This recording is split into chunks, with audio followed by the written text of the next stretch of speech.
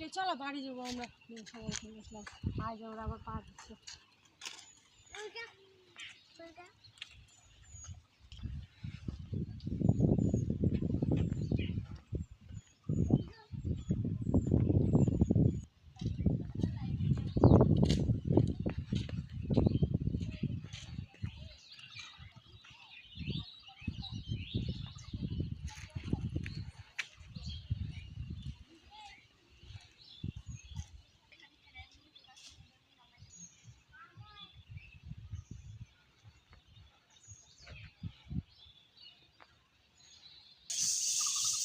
অন্ধকার হিসেবে